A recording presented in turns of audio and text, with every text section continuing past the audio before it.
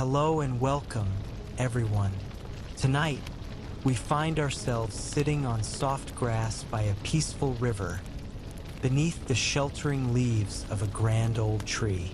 The world around us has quieted, with only the gentle sounds of the river flowing and a light breeze that carries the sweet scent of blooming lotus flowers. The world feels still, as if nature itself is inviting us to take a moment of calm, to pause and reflect. This is the perfect moment to relax and immerse ourselves in another chapter of human history. Tonight, I will share the story of Buddhism, what it is, how it began, how it spread, and how it evolved over time. Buddhism is not merely a religion. It's a profound spiritual tradition that offers a pathway to understanding life, suffering, and the nature of existence itself. But Buddhism also presents an interesting challenge to the Western concept of religion, which we often apply to all spiritual traditions, beliefs, and practices. So, we'll also explore the very idea of religion and its historical development. Before we embark on this journey, take a moment to get comfortable. Adjust your posture, release any tension you may not even realize you're carrying, especially in your shoulders. Close your eyes if you feel like it. Let your body rest, knowing you can always come back to the story later if you drift off. There are timestamps in the comments pinned beneath this video, along with a link to Spotify, Apple Music, and other audio platforms where you can listen to my stories in their original form without sound effects at the beginning and end. Now, let's begin our journey into the origins of Buddhism. At the heart of Buddhism lie the original teachings, which pay tribute to a man, a spiritual teacher who lived in ancient India between the 6th and 5th centuries BCE. His name was Siddhartha Gautama, and he is not a figure of myth.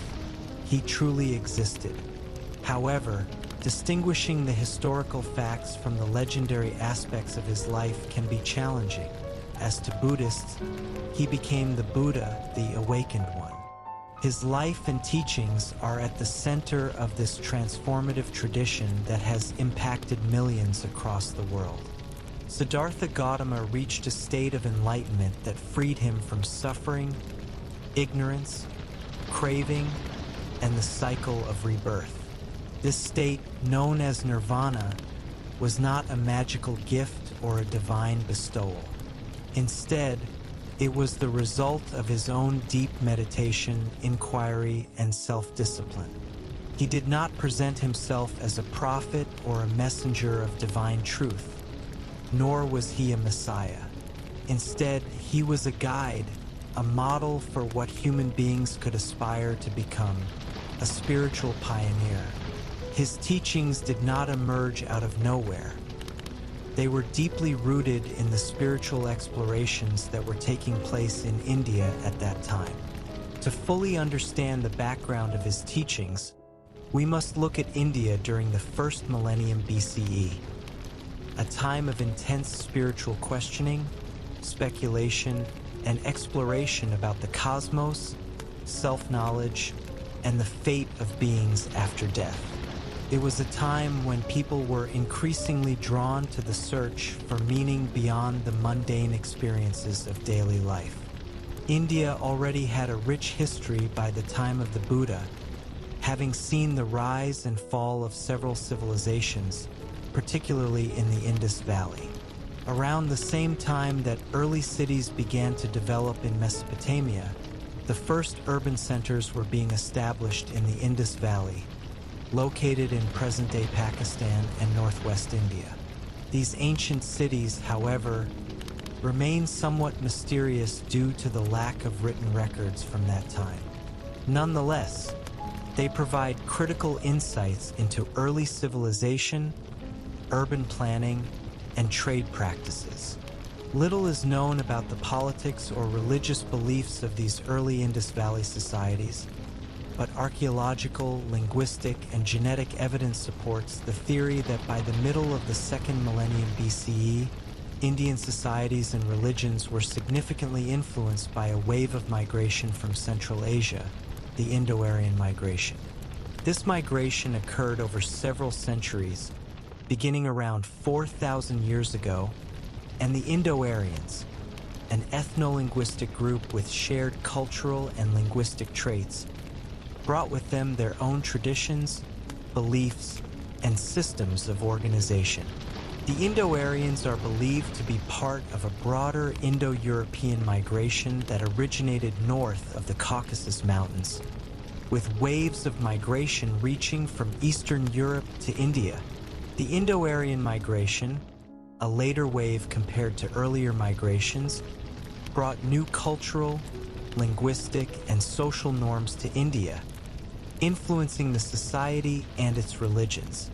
The migration created a melting pot of ideas, practices, and beliefs, which would form the foundation for many aspects of Indian culture and spiritual traditions, including the early Vedic traditions that later became part of Hinduism. By the middle of the second millennium BCE, the Indo-Aryans had established kingdoms and cultures in India, particularly in the northwest. Their influence can be seen in the caste system, which categorized society into distinct groups, including priests, Brahmins, warriors, commoners, and servants. This system, deeply ingrained in Indian society, became official until its formal abolition in 1949. The caste system remains a profound influence on the social fabric of India. Even to this day, the religious practices of the Indo-Aryans were based on a collection of texts known as the Vedas, which are considered the oldest scriptures of Hinduism. The Vedic tradition focused on ritual sacrifices and the worship of a pantheon of gods, each overseeing different aspects of life. While the Vedic religion was just one of the influences on Hinduism, it eventually evolved into what we now know as Brahmanism, which placed significant importance on the Brahmin caste and their role as intermediaries between the people and the divine. The concept of karma, the belief that actions, whether good or bad, affect one's future, also emerged during this period. Karma was understood as a cosmic law, an underlying force that bound the universe together, ensuring that each action had consequences. Alongside karma, the idea of reincarnation or samsara, the cycle of birth, death, and rebirth, became central to the spiritual and religious beliefs of India. Both karma and samsara would later become crucial aspects of Buddhism. The Buddha's teachings of karma and samsara offered a practical approach to life, guiding individuals towards moral actions and spiritual awareness. When Siddhartha Gautama was born, the concepts of karma and samsara were already widely accepted in Indian society. But Buddhism, rather than inventing these ideas, built upon them, offering a new path toward liberation that was not reliant on the worship of gods or adherence to rigid social hierarchies. The period in which the Buddha lived was marked by intense spiritual exploration and questioning. At the margins of Brahmanism, many individuals sought answers to existential questions, often retreating into solitude to meditate and reflect. Some practiced asceticism, a lifestyle characterized by voluntary abstention from physical pleasures in pursuit of spiritual goals. Ascetics in ancient India believed that by purifying the body and mind, they could achieve a greater connection with the divine. Yoga, another ancient practice, also played a significant role in the spiritual landscape of India. Like asceticism, yoga involved physical and mental exercises aimed at achieving a deeper understanding of the self and the universe. These practices would later influence the Buddha's own spiritual journey. It was in this fertile soil of spiritual exploration and experimentation that the Buddha's path took root. By the time the Buddha was born, these ideas, karma, samsara, asceticism, and yoga were already widespread in India. The Buddha's teachings emerged from this context, offering a unique path of spiritual awakening that was not bound by extreme practices or beliefs. Instead, his middle way offered a balanced approach to life and spirituality, a path of moderation that avoided the extremes of indulgence and self-denial. After his enlightenment, Siddhartha Gautama became the Buddha, a teacher, a guide, and a living example of what it meant to be awakened. His path to enlightenment was not about achieving personal glory or divinity, but about understanding the true nature of reality and helping others to do the same. The Buddha's teachings spread slowly at first, but as more people embraced the middle way, his message began to take root in India and beyond.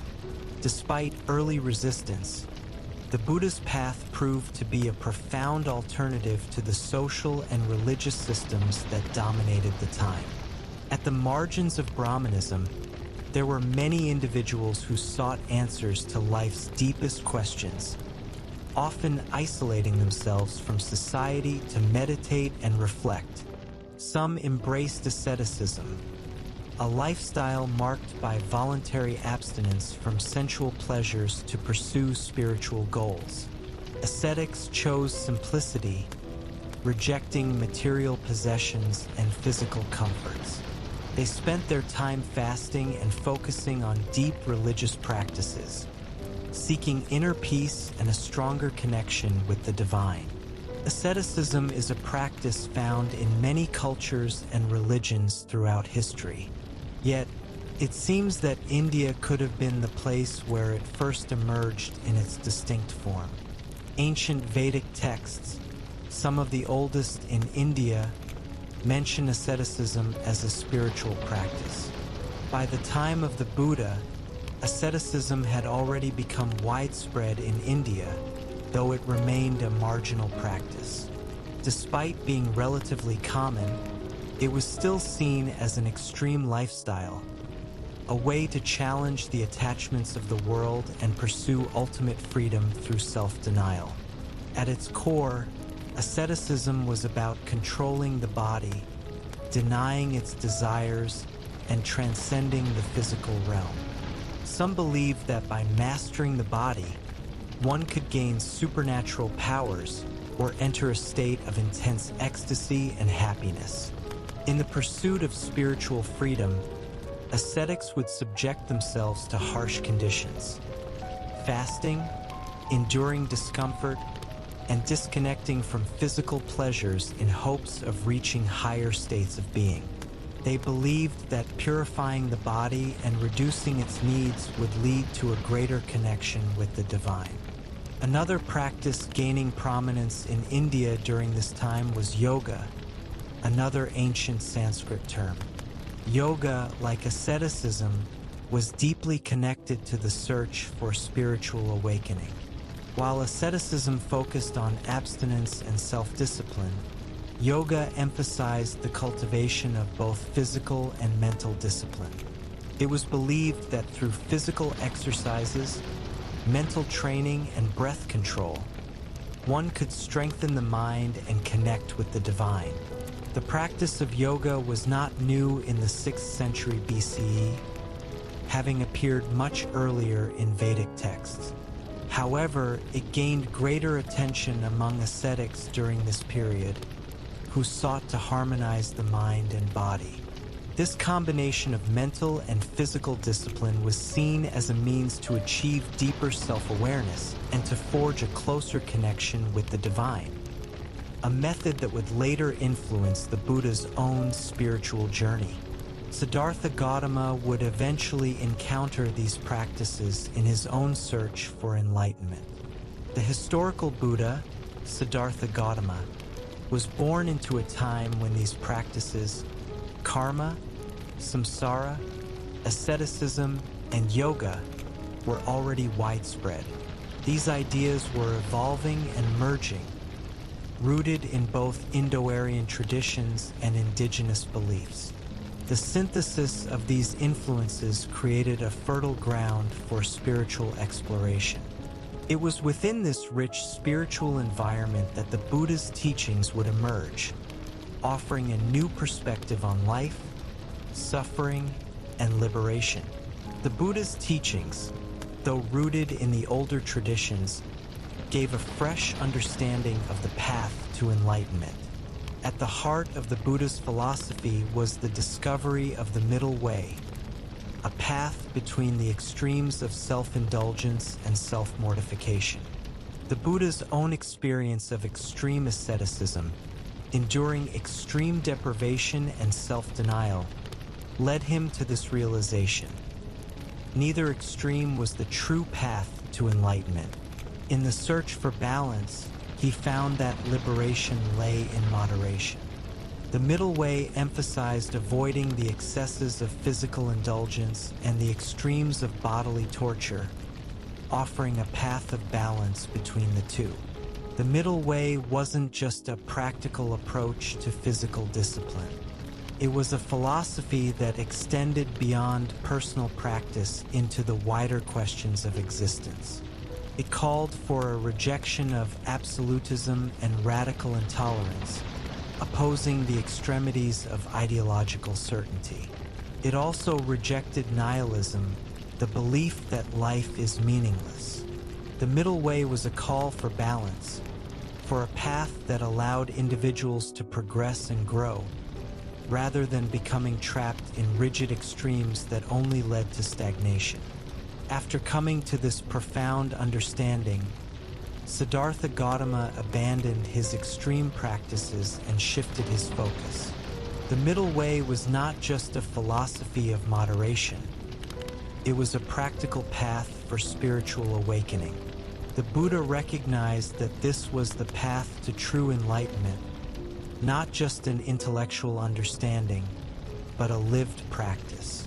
So, he decided to sit and meditate under the Bodhi tree with the firm determination not to rise until he had achieved full awakening.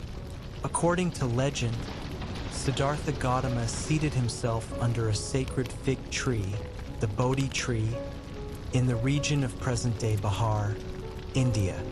This was to be the place of his final spiritual breakthrough. As he meditated in deep concentration, Siddhartha entered into a state known as dhyana, which translates to meditation but actually refers to the process of training the mind. Dhyana was about clearing the mind of distractions, withdrawing from the senses, and gaining the clarity to perceive the true nature of reality. Through long hours of meditation, Siddhartha Gautama experienced an awakening, an insight into the nature of life, suffering, and existence itself. This was the moment he became the Buddha, the awakened one, unlike the majority of people who remain asleep to the true nature of reality. Through this awakening, he gained liberation, which is also known as Nirvana. Nirvana, a Sanskrit term, is often misunderstood in the West as a state of ultimate satisfaction or peaceful contentment. While it is indeed a state of profound happiness and freedom, it also represents liberation from attachment to everything. Feelings, people, possessions, the ego, even pain. Nirvana is a liberation from the cycle of samsara, the endless cycle of rebirth that perpetuates suffering. By reaching nirvana, the Buddha transcended the cycle of life and death, offering the path to ultimate freedom. The Buddha's awakening didn't just mark an end to his personal suffering. It was a profound moment of spiritual clarity, one that revealed the path to liberation for all beings. The ultimate realization of nirvana was not simply a personal goal, but the universal potential for freedom from the endless cycle of birth and death. With this newfound understanding, Siddhartha Gautama was ready to share his insights with others.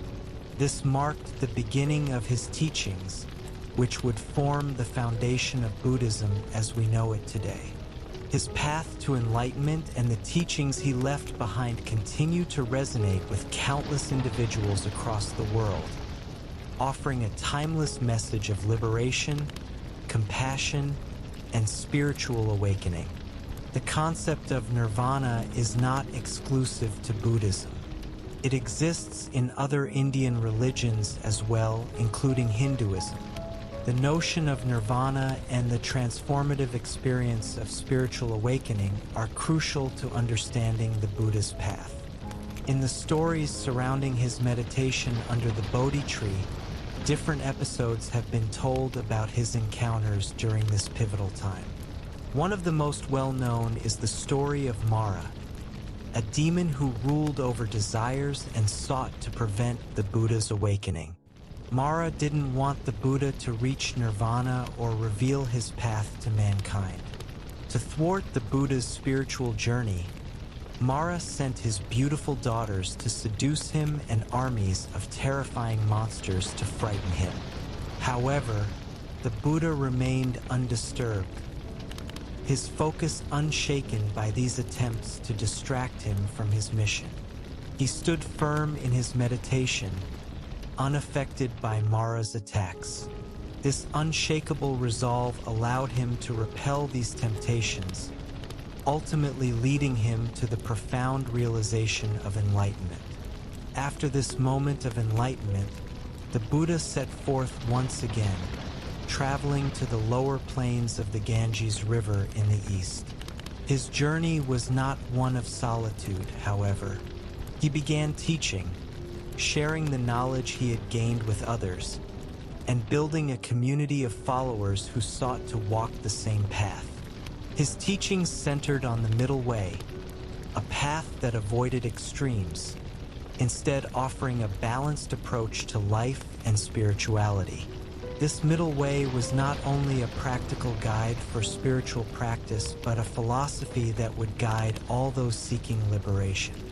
Even though the title Buddha, meaning enlightened one or awakened one, was ascribed to him only a couple of centuries after his death, one important aspect of early Buddhism is the Buddha's critique of the caste system.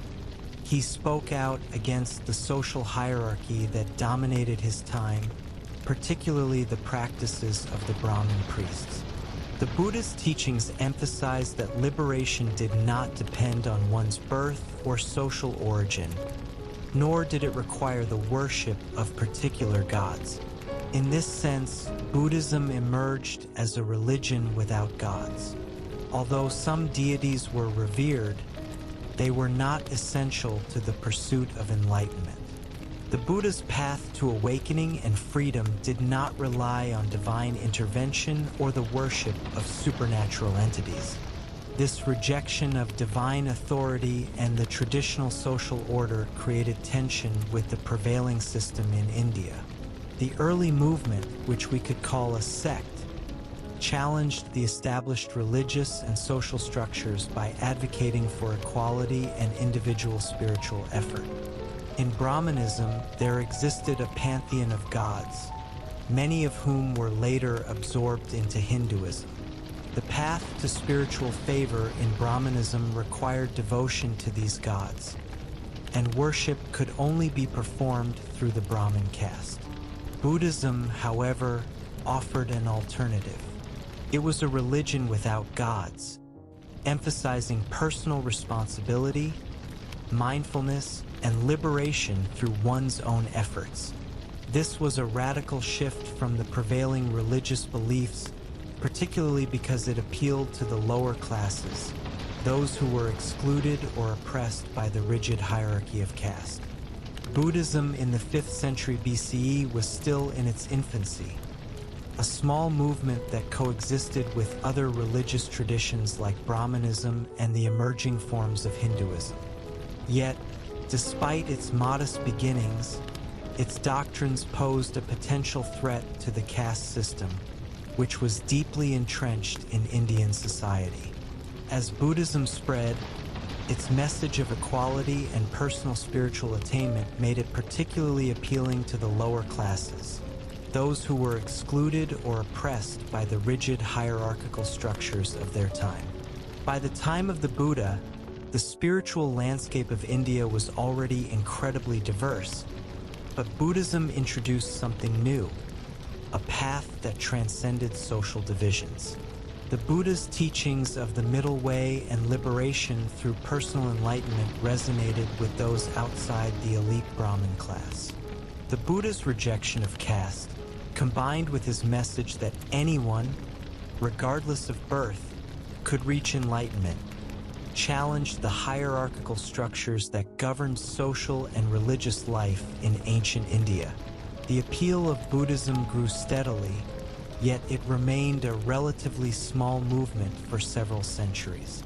In the face of competing philosophies and religious practices, Buddhism continued to develop and gain followers. But it was not only the common people who were drawn to its message. The rulers of the land also began to take notice. It was under the reign of Emperor Ashoka in the 3rd century BCE that Buddhism gained significant political support. Ashoka embraced Buddhism and promoted it across his empire, sending missionaries to far-flung regions and encouraging the practice of the Buddha's teachings. As Buddhism spread across Asia, it adapted to the different cultures and societies it encountered. It took on new forms and interpretations, leading to the creation of diverse schools and traditions. One of the most significant branches of Buddhism that developed over time was Mahayana Buddhism. Mahayana, meaning great vehicle, became the dominant form of Buddhism in East Asia, especially in China, Korea, and Japan. This tradition accepts a broader set of texts and practices than the earlier Theravada tradition, emphasizing the potential for all beings to achieve Buddhahood and the importance of compassion and helping others on their spiritual journey. Mahayana Buddhism includes the belief in multiple Buddhas, transcending the individual figure of Siddhartha Gautama. It also introduces the concept of the Bodhisattva, a being who has attained enlightenment but chooses to remain in the world to assist others on their spiritual journey. This concept emphasizes compassion and altruism, which would become core values in Mahayana teachings. A further distinction emerged within Mahayana, known as Vajrayana or Tibetan Buddhism. This tradition, most prominently practiced in Tibet, Bhutan, and Mongolia, incorporates tantric practices that are designed to lead practitioners to a deeper understanding and experience of spiritual truths. While the term tantric has often been misunderstood in the West, especially in popular culture, it refers to a set of esoteric practices that use mantras, meditation, and ritual to deepen spiritual insight and enhance connection with the divine. Mantras, which are sacred words or syllables believed to have spiritual power, play a key role in tantric practices.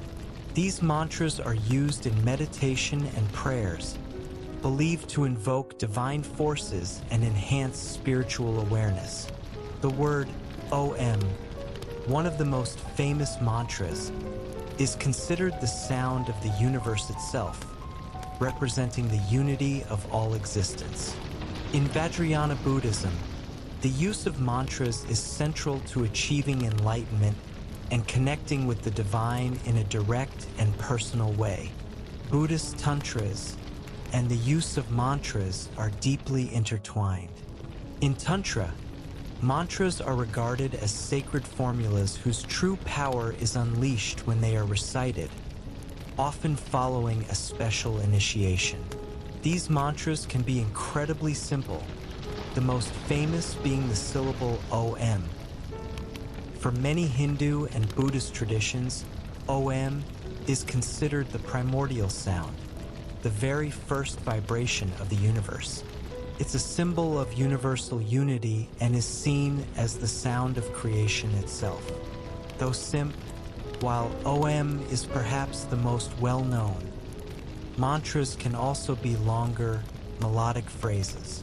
These chants are believed to have the power to guide, reveal truths, alleviate suffering, and expand one's perception of reality.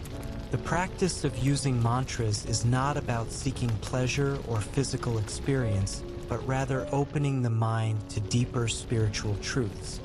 Thus, Buddhist tantras, like their Hindu counterparts, are not about mixing yoga and sex, as some Western misinterpretations suggest, but are deeply spiritual and highly esoteric practices. Tantric Buddhism, particularly within Tibetan Buddhism, places a heavy emphasis on the study of tantras. This branch of Buddhism is most closely associated with the Mahayana tradition, but diverges in its focus on esoteric practices.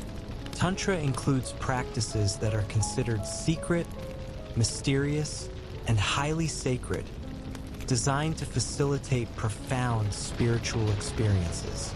These practices, from meditation to yoga exercises, are not simply meant for self-improvement, but aim to bring one closer to understanding the nature of reality and the divine. In addition to Tantra, Chinese Buddhism played a crucial role in the spread of Buddhist teachings across Asia.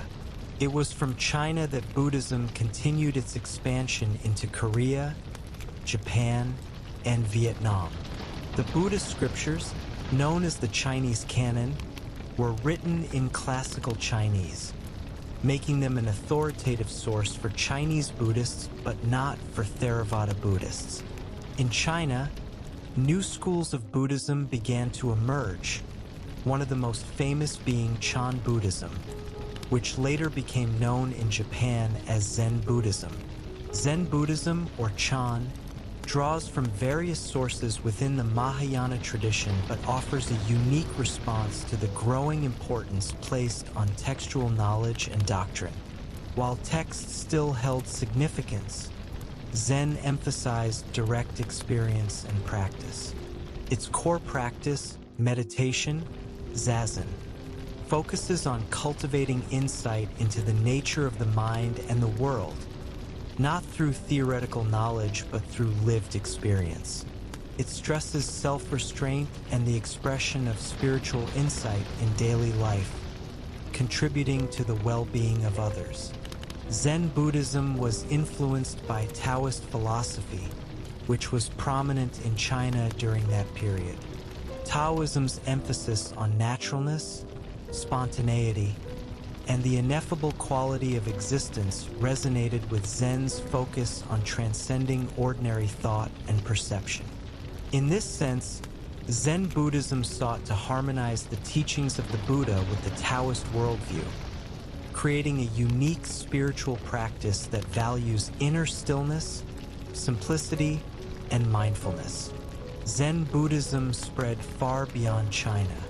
It reached Japan, where it became a major force in shaping Japanese culture, art, and society. The Japanese embraced the Zen approach to life, incorporating it into the practice of tea ceremonies, calligraphy, and even martial arts. Zen's emphasis on direct experience of the present moment had a profound impact on Japanese aesthetics and the philosophy of living with intention and mindfulness. In addition to Zen, Mahayana Buddhism also made its way to Tibet, where it evolved into a unique form known as Vajrayana or Tibetan Buddhism.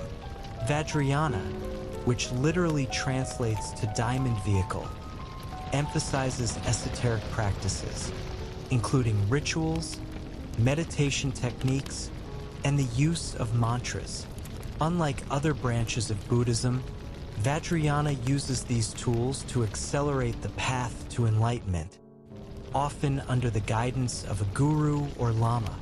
Though many people mistakenly associate Tantra and Vajrayana with sexuality, these practices are, in fact, highly esoteric and spiritual.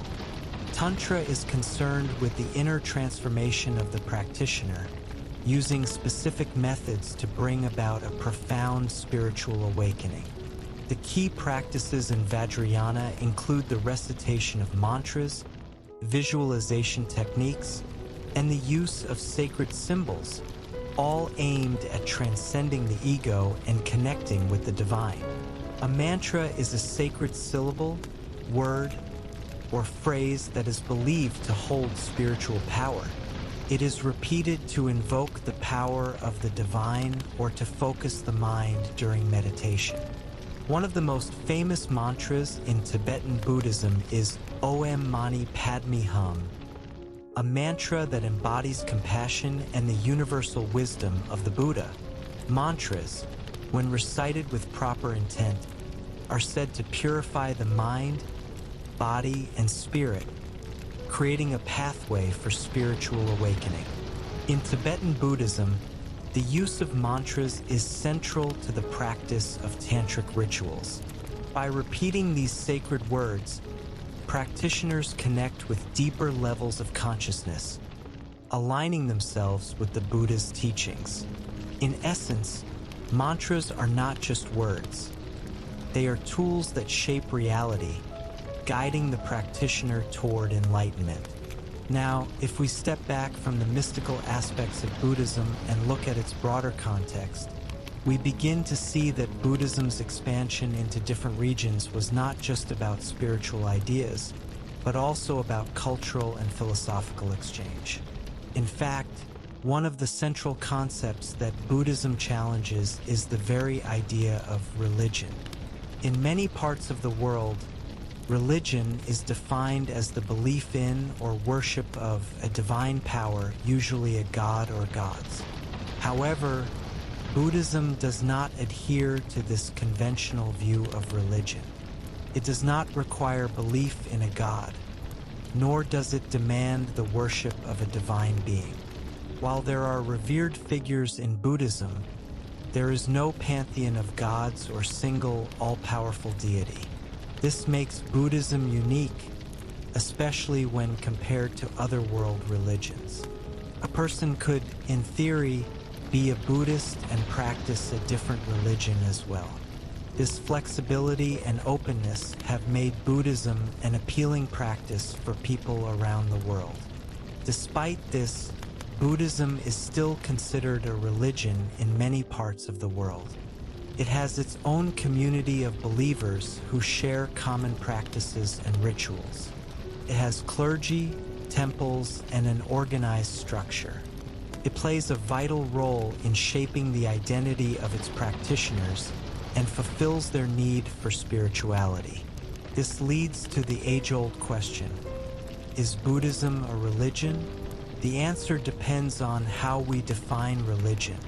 Some scholars view Buddhism as a philosophy or spiritual practice, while others see it as a full-fledged religion. This ambiguity is not just an academic question, but one that affects the way Buddhism is understood across cultures.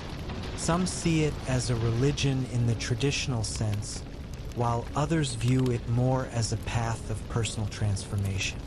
There is no clear consensus on this matter, and this flexibility is one of the reasons why Buddhism continues to thrive and adapt across the world. As we come to the end of our exploration tonight, we realize that there is much more to learn about Buddhism and the complex history of Indian religions. The teachings of the Buddha continue to offer timeless wisdom on how to alleviate suffering, cultivate compassion, and achieve spiritual awakening. And though our journey tonight has come to an end, I hope it sparks your curiosity to learn more and continue on your own journey of discovery. Sleep well and sweet dreams as you contemplate the path of enlightenment.